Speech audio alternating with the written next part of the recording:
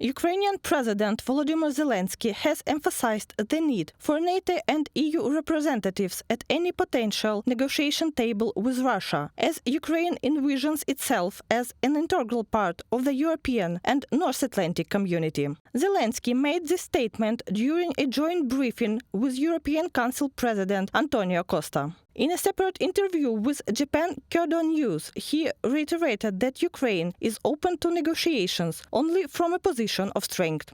Так, треба знаходити шляхи. We do have to find diplomatic solutions, but only when we know that we are strong enough for them not to return anew with their aggression can we think about diplomatic means.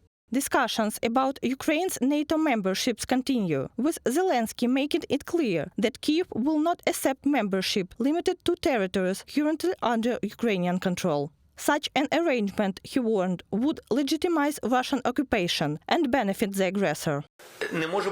There can be no invitation to NATO for only part of Ukraine's territory that would automatically recognize that the other territories are either in danger or no longer Ukrainian. Ukraine will never agree to this. If there is an invitation, it must be for the entirety of our territory.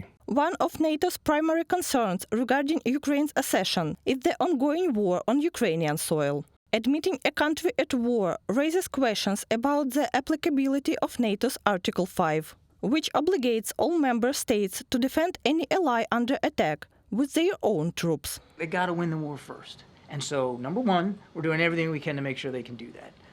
Then when the war's over, no matter what it looks like, they're still going to have a long border with Russia and a legitimate security threat to the Ukrainian people. That's why the president at the G7 signed our bilateral security agreement, joining what some other 14, 15 other countries have done the same thing, to make sure that for the long haul, Ukraine's defense industrial base can continue to make sure that they have what they need to defend themselves, and that includes assistance from the United States.